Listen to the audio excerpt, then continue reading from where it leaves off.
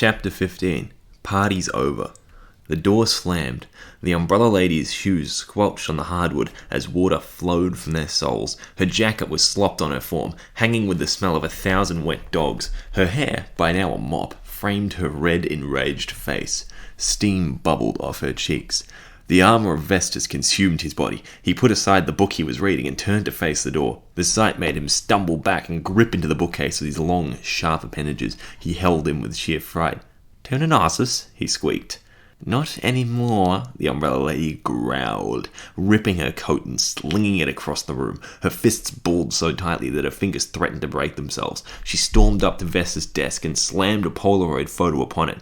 Vestas peeled himself from the bookshelf to inspect it. He crawled his hand across the table and gently flinched at the photo. "1 in a million hit, Vestas," she raged. "Eva Argyle and those two inexperienced Vasan stripped me of my identity. That's them in the photo. The dark boy is fine. The redhead kid is a dickhead, though." "I can't possibly understand your loss," Vestas tried to say, only a whisper escaping his lips. "But this could be a great opportunity to study the effects of—" "Shut up with the studies," she demanded. She swiped her arm across the desk and a pile of papers was transferred to the floor. Vestas' hand strained in mourning of the afternoon lost organizing those. "I don't care if it's out of Heslick's agenda, Vestas. I want vengeance." "The Farah doesn't look kindly on vengeance, Holly," Vestas called the woman by her English name. "I think you need to take some time to calm down and abandon your anger." She stifled a deep and mournful breath. Her fist released its death grip on itself. Her eyelid twitched. "What will you do for me, Vestas?" she asked. "They're already on my list," he said calmly. "Heslick gave me the go-ahead to convince them to partake in our studies. I wish I could say that your action as a lone agent was my oversight. But it's not. You refused the help of my other agents in chasing these three Seneva. The work you've done in tracking them down, however, means that we cannot possibly lose them now. You've done good work, and it will all come together in the end. We'll have Eva Argyle, and we'll send her back to the Green Dragon, and split the profit." He put his cold metal hand on the woman's shoulder. She shrugged it off. "And what will you do to the other two?" she asked. "Their strange threads will prove useful, although not to them for much longer," Vestas assured her. "Good," the umbrella lady huffed. The bronze Seneva sat in his quarters. His bulky metal legs sat crossed on the steel-framed bed, his long, chunky fingers wrapped around a black device. It was one of Heslick's inventions, a mobile phone-shaped device which could record and play back video messages. Heslick was a talented inventor indeed. The bronze Seneva fiddled with the device in his palm. His breath was strained. He tried to feel the earth at his feet to calm his mood, but all around was plaster and steel. He growled in frustration and squeezed his balled fist. The device's shell cracked. He released his grip and let it fall to the floor in pieces. There was a knock on the door. The bronze Seneva pulled his headphones out and rushed to open it. Vestas lay in wait on the other side. "Do you have a moment, Lion's Foot?" he asked. "Yes, Vestas." "You have done well in tracking down our goals and other small-time deviant scars in society," he said, walking past the bronze Seneva and into the room. "I don't know what Heslick's orders for you were, but I've talked to him and I have a new mission for you." "A new mission, Tenor?" the bronze Seneva asked. "Yes, you're coming with me to track down Eva Argyle. This overrides any previous instructions you might have had, and this comes from Heslick himself. Is that clear?" "Absolutely clear," the bronze Seneva replied. "Good." Vestas rolled his shoulders back. He stood tall and marched out of the room. The bronze Seneva rolled his eyes over the crumpled device by the corner of his bed. He snarled, a frown growing behind his helmet. Tom, David, and I gathered around the kitchen sink at Christy Nanos' house. I got myself a glass of water. Outside, rain was pouring down. The whole party had shifted inside, and the house was absolutely packed. There was a group of people playing drinking games on a dining table, with others jammed in watching, and even more in the TV room. "You know, man," Tom said to me from behind a bottle of beer, "it's awesome that you found your ring. I mean, it's like you to lose things, but that ring, old man John Gray would come back as a ghost and kill you for losing that." "Yeah, I know," I sipped my water. "I was lucky to find it. I rarely ever take it off, but I guess I did when that honey lemongrass chicken came out. I didn't want to get any of the thick sauce all over it."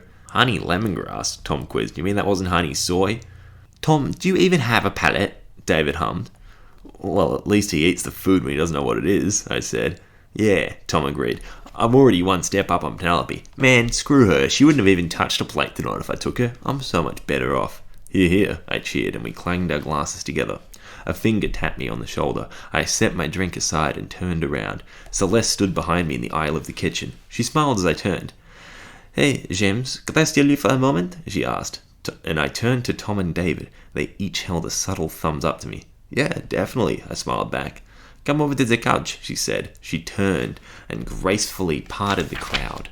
I followed in her wake, moving through the fluid sludge of people who had crowded the place. She had her hand held back, as if asking for me to grab onto it. Still, I wasn't sure. I didn't want to risk making that move, and so I didn't.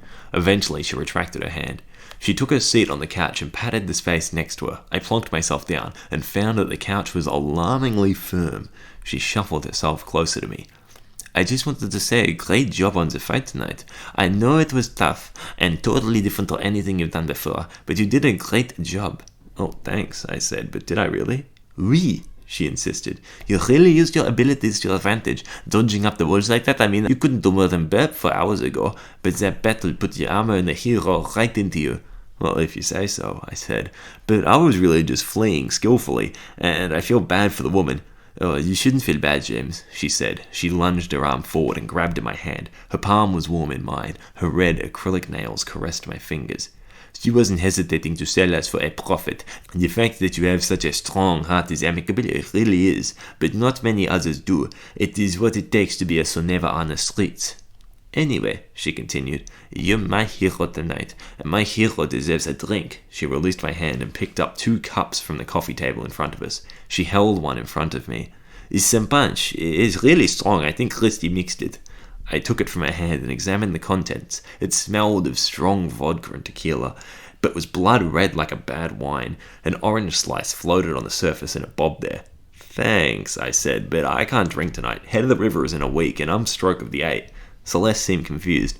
That's the front guy in the rowing boat. Anyway, look, Coach would kill me if he knew I was drinking this close to the comp. Hell, the boys would kill me, and we're all watching each other tonight, believe me. Okay, if you insist, she said, and took the glass back. But you're now personally responsible for whatever the second glass of punch does, and it might not be pretty, she winked at me, then took a sip of her glass. She put the second one down. What else is there to learn about being a soneva in the streets? I asked her. See, I knew you'd ask that, she said. You just can't learn anything from a guy who's been dead for 500 years, can you? I'd say it's more that you're just a good teacher, I added. I'm sure I could teach you a great many things, James, were the words which escaped her bright scarlet lips. My leg moved towards hers, out of my control. Our legs touched. She didn't move hers away. Her hand migrated from her lap down to her knee. Like sensing other Soneva? I asked. I was well aware that this was not her implication as to what she might be able to teach me, but I had no idea what to say now. Celeste laughed and took a sip of her drink. Her drink. I'm stroking the 8 for Leslie Grammer in a week. The thought came to my head. 1 week. Do you remember Toby Golding, the stroke of the 8, when you were in your first year of rowing? Do you remember how much of a god he seemed like? That's your job in a week. I could teach you that, Celeste's voice poked through my thoughts, but I think the most important lesson to making your way around other Soneva is it's a whole 6 minutes of excruciating pain.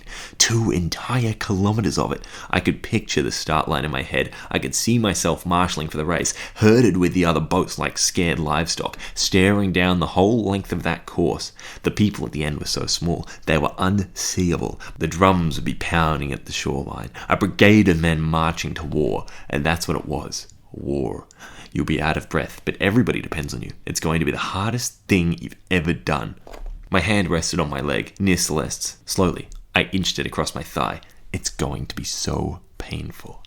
I reached my pinky out and made contact. Then, slowly, I rested my hand on the outside of her thigh. You will be broken mentally. She didn't flinch or react. I could see her crawling her hand towards mine.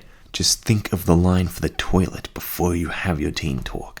The teen talk for the first 8.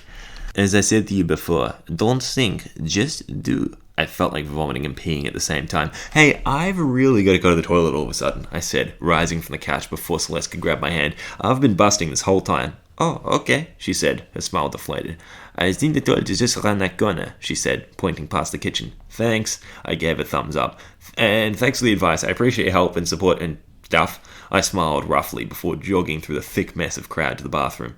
Hey, Jimmy! I was swung around by a meaty hand as I ran at the corner. Big Al, I greeted as I recognized the face. Jimmy, my stroke seat, you're not drinking tonight, are you? He asked. No, man, of course not, I said. You're not either, right? I need my big 6-seat to back me up. I've always got you, man, he said. In it together. Yeah, man, in it together, I smiled, and my bladder screamed at me again. I made a funny face and ran off towards the toilet. Al seemed to understand. I pried at the toilet door, but it wouldn't budge. There was a woeful moan from someone inside. I could not hold it in, though, so I went to the bathroom, locked the door, and proceeded to piss into the bathtub. Nervous piss number 1, I thought to myself. 1 week out, that's got to be a new record. It took me a moment to process what had just transpired on the couch. Her hand. It was trying to grab mine, I realized. I sealed that deal somewhere. This girl wanted me, and I was totally smooth, and then my mind wanders? I craned my head around to stare at myself in the mirror. My face was confused and defeated, just about that look I expected to see. No, none of this bullshit, I asserted myself. You'll be a great stroke seat next week. You're a Seneva. I'm a Seneva. My passive voice seemed to come to the realization. I can do anything. Yeah, you sure can, cheesecake, the assertive voice rocked in my head. Now you go back out there, grab that damn girl's hand, and stop screwing it up. I ran the water, flushing the tub, then marched my way back through the crowd to the couch. I noticed that Natalie was sitting on the couch where Celeste had been before. As I marched my way over, she stood up and blocked my path with a comically large smile. Hi, James, she greeted. She was actively blocking my view of the couch in the next room behind her. Hey, Natalie, I greeted skeptically, trying to meld my neck to see around her big, curly head of hair. Where's Celeste? Oh, she's gone off to get another drink, Natalie said. I'm sure she'll be back in a bit. Another drink, I quizzed, but she had 2. There was an uproar of cheers from several deep-voiced boys behind Natalie. She rolled her eyes, slapped her face, and sighed. I got on my tiptoes to peer over her head. There were 2 people making out in the portal between the TV room and the adjacent room. He had a meaty hand on her waist, grabbing it tight, the other holding a cup of punch which I found familiar. She had her arms slung around his neck, limply hanging off his shoulders. Their eyes were closed. They were Celeste Bouvet and Reese Cameron. You really didn't have to see that, goddammit, Natalie cussed. My heart melted, slopped through my body's organ cavity, and fell out my ass. I could feel the air around me stir up as my face was painted in bright red. I was so embarrassed, so angry, and so regretful. You had her, man, was all I could think to myself. I think I'm going to go home, I said to Natalie. I'll come with you, she offered. No, that's fine, I said. I didn't say goodbye to anybody as I walked out. I feared that in my rage, disappointment, and overwhelming sense of loss, I'd say something that I would regret. I was certainly thinking of a few choice, regretful words.